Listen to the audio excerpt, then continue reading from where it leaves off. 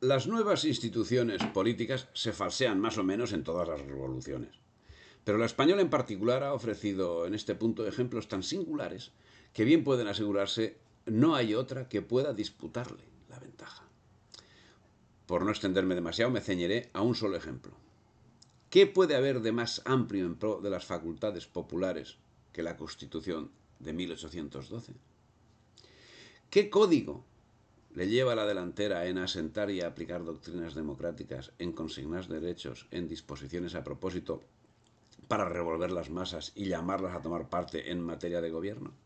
Y sin embargo, está fuera de duda para todo hombre imparcial y entendido que nunca fue menos consultada la voluntad del pueblo español y nunca fue menos su influencia en los negocios públicos que en la época en la que ha estado vigente la Constitución, y en concreto la de 1812, que es a la que nos estamos refiriendo. 30 años de inquietud y de revueltas, tanta huella de sangre y tantos montones de ruinas manifiestan bien a las claras que en España hay alguna gravísima enfermedad, causa profundamente arraigada, ya que es tan duradera, causa poderosa y muy dañina, cuando se ha señalado con tan terribles estragos.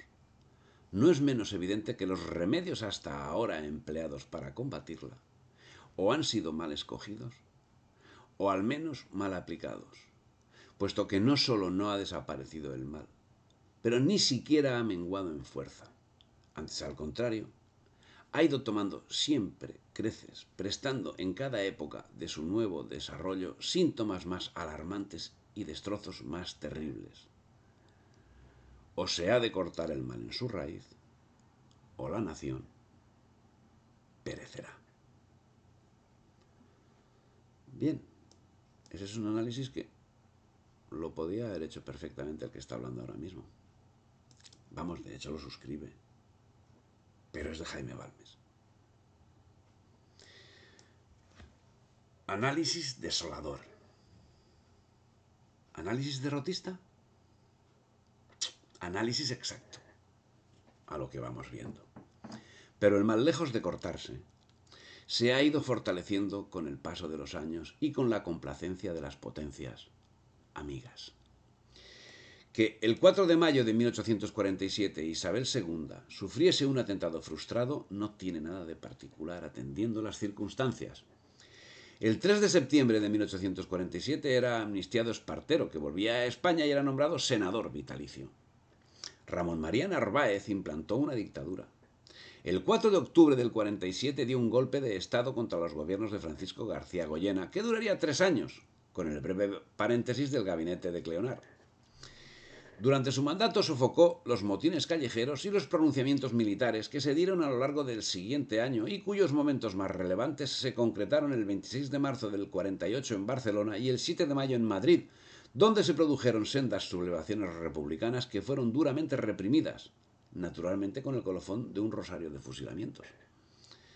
2 años de salutífera discordia pasaron sin conspiraciones de menor índole, hasta que el 2 de febrero de 1852 se produjo un atentado contra Isabel II por parte del cura Martín Merino, que nada tiene que ver con el padre Jerónimo Merino Copp, héroe nacional y guerrillero en la lucha contra los franceses durante la guerra de la independencia y contra el liberalismo en las guerras conocidas como carlistas. Isabel II salvó la vida gracias a que el corsé le sirvió de coraza en una puñalada que apuntaba a ser mortal. Con firmeza confesó su delito, declarando que solo él lo había meditado y que no tenía cómplices, y condenado a muerte, Garroteville marchó al patíbulo, atravesando una inmensa concurrencia, más sereno, más impasible que todos cuantos presenciaron su suplicio. El gobierno mandó quemar el cadáver y aventar las cenizas del asesino frustrado. Más de 2 años transcurrieron sin que las permanentes algaradas y conspiraciones alcanzasen grado de mención hasta que el 28 de junio del 54 los generales O'Donnell, que se había ocultado en Madrid durante las persecuciones contra liberales y diferentes sectores moderados en toda España, Dulce y Ros de Olano, llevaron a cabo un pronunciamiento contra la corrupción. La operación había sido planteada en su forma definitiva por O'Donnell con la participación de Cánovas del Castillo el 7 de julio del 54, día en que los moderados hicieron público el manifiesto de Manzanares. En el mismo se postulaba una regeneración liberal y la convocatoria de Cortes Constituyentes sin nombrar para nada a Isabel II. Con el objetivo de recabar el apoyo popular en base a unos principios políticos reivindicados por el Partido Progresista, tales como la ampliación del derecho de sufragio, el cambio de la ley de imprenta, la eliminación del impuesto de los consumos, la restauración de la milicia nacional, el fin de la corrupción de la camarilla palaciega, etc., el manifiesto animó los levantamientos populares en las ciudades que lograron derribar al gobierno y hacer triunfar la revolución. El triunfo del manifiesto obligó a Isabel II a entregar el poder a Espartero, dando comienzo el bienio progresista. La operación, que por haberse iniciado en el cuartel de Vicálvaro sería conocida como Vicalvarada, respondía a una operación que estaba prevista para el día 13 del mismo mes y que debió aplazarse por la decisión de algunos de los principales, por la indecisión, no por la decisión, sino por la indecisión de algunos de los principales comprometidos. Con el pronunciamiento efectuado el 30 de junio en Vicálvaro, se inició el periodo conocido como el bienio progresista. La primera ciudad que se unió al pronunciamiento fue Barcelona, destacando el papel que tuvieron los obreros en la sublevación llevada a cabo en esta ciudad con declaración de huelga indefinida. Se produjeron incendios en determinadas fábricas que utilizaban las llamadas selfactinas, que eran un tipo de máquinas de hilar, siendo asesinados ciertos dirigentes de estas fábricas, de lo cual se benefició directamente Inglaterra. Dada la duración de la huelga, el capitán general de Cataluña prohibió las selfactinas, con lo cual se siguió beneficiando Inglaterra. Es preciso señalar que Málaga también contó con una importante participación obrera en la sublevación que tuvo lugar con motivo de la Vicalvarada y se produjo una huelga que duró unos cuantos días. Este pronunciamiento dio lugar durante varios días a una verdadera revolución, como vemos, en Madrid, con resultados muy relevantes en personas y edificios. Los revoltosos asaltaron las casas de los nobles y de los ministros del gobierno.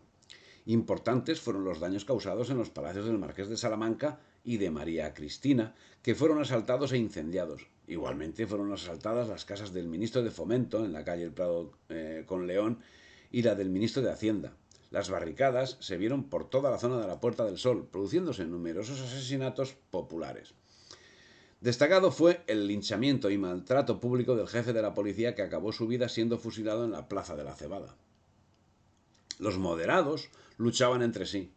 Los miembros a favor del gobierno y los que se estaban en contra luchaban entre sí, aunque la disputa acabó en tablas. Aprovechando el pronunciamiento, se proclamaron juntas. La reina intentó sofocar las revueltas mediante una nueva táctica. Decidió llamar a Espartero, que estaba retirado y a pesar de su fracaso anterior era recordado como una vieja gloria, y le ofreció la presidencia del gobierno. ¿Cómo Espartero pudo convertirse nuevamente en el salvador de la patria y en la espada de la revolución, como ahora le llaman? Esto habría sido sencillamente imposible si España no se hubiera hallado durante 10 años bajo la cruel dictadura de Narváez y no hubiera gemido bajo el yugo de favorito de la reina.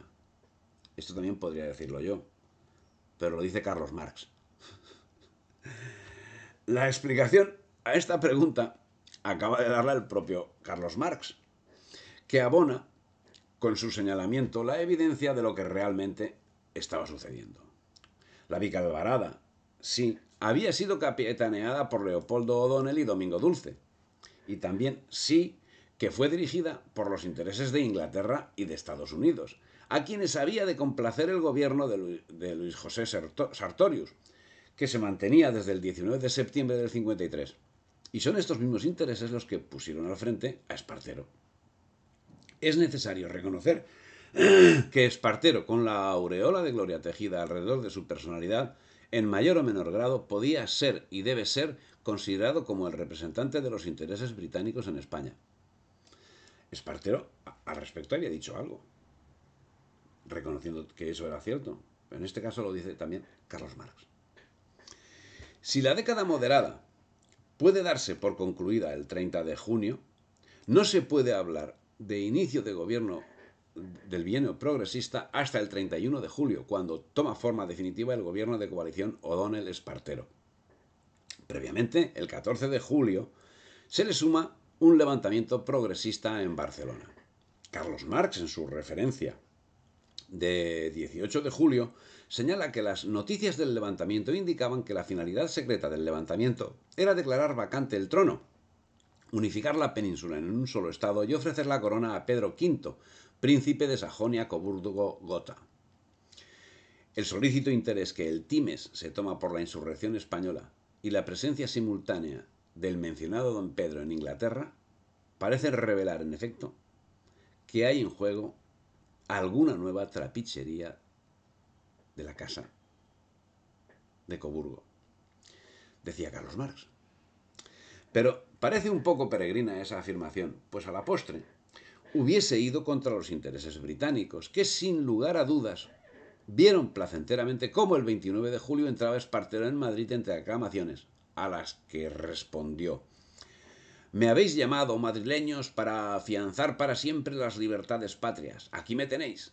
Y si alguno de los enemigos irreconciliables de nuestra sacrosanta libertad intentase arrancárosla, con la espada de Luchana me pondré al frente de vosotros, de todos los españoles, y os enseñaré el camino de la gloria. Qué piquito tenía el amigo. De la Vicalvarada, como de tantos otros acontecimientos en este largo siglo XIX, podemos finalmente sacar, para empezar, un par de conclusiones. La primera, que al fin no resultó otra cosa que una nueva jugada de los intereses británicos en España. La segunda, la señala Luis Vives, diciendo: el episodio de la Vicalvarada, un pronunciamiento de abolengo liberal, entrañó una consecuencia inesperada: la brusca aparición de las masas urbanas en la escena política española en un movimiento cuya amplitud solo puede medirse por el precedente de 1808. Esto dio lugar a una nueva y breve experiencia progresista, reflejo del movimiento democrático europeo de 1848. Algo que acabaría gestando el más esperpéntico de los acontecimientos de un siglo rebosante de esperpentos: la Primera República y la Revolución Cantonalista de 1873. Lógicamente, a pesar de su importancia, no sería la revuelta de Vicálvaro algo definitivo para calmar la situación. 9 meses después de la Vicalvarada, señalaba el periódico La Soberanía Nacional de 28 de marzo del 55. Hace 2 noches que está la tropa sobre las armas. La de caballería tiene ensillado y pronta a montar a la primera orden. Ayer durante todo el día corrieron rumores de próximas asonadas preparadas por los moderados y los absolutistas. La oficialidad de la mayor parte de la milicia pasó anoche a ver a sus respectivos comandantes para significarles lo descontenta que se halla con la marcha del gabinete, origen de todas las alarmas y de todos los temores.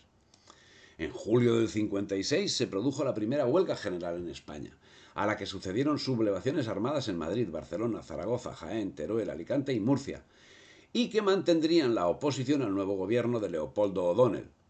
Durante los cortos meses del gobierno de O'Donnell se producirían fuertes tensiones sociales, huelgas y represión de los huelguistas, lo que produciría encarcelamientos, destierros y ejecuciones. El 14 de julio de ese mismo año 56 era depuesto Espartero, mediando un golpe de Estado protagonizado por O'Donnell y la corona, mientras la milicia nacional se hacía dueña de las calles. 2 días de terrible lucha, durante los cuales el 15 de julio el general Serrano bombardeó el Palacio de las Cortes. Dieron por fin el triunfo a O'Donnell, que disolvió las Cortes y abolió la milicia nacional y restableció la Constitución del 45, quedando anulado el estudio del nuevo texto constitucional. Una generosa proliferación de fusilamientos asentó al nuevo gobierno. Al respecto de estas revueltas, Carlos Marx dice el 18 de agosto del mismo año: la Revolución Española del 56 se distingue de todas las que han precedido por la pérdida de todo carácter dinástico. La próxima revolución europea encontrará a España madura para colaborar con ella. Pero si en julio era aventado Espartero por O'Donnell, este sería aventado por Narváez el 12 de octubre del mismo año. Narváez completa la represión contra los progresistas y, como su partido carecía de alternativas, la reina acabaría llamando de nuevo a O'Donnell a legislar. Pero antes de estos acontecimientos, en la madrugada del 12 de enero del 57, Fue hecho preso Juan Prim en Madrid, acusado de alteración del orden público en Barcelona en los altercados que tuvieron lugar en los últimos días de diciembre anterior. Fue condenado a 6 meses en el castillo de Alicante, condena que finalmente quedó reducida a que viviese 6 meses en Alicante. Pero en las elecciones del 26 de marzo, Prim, que ya era diputado, salió nuevamente elegido por Reus.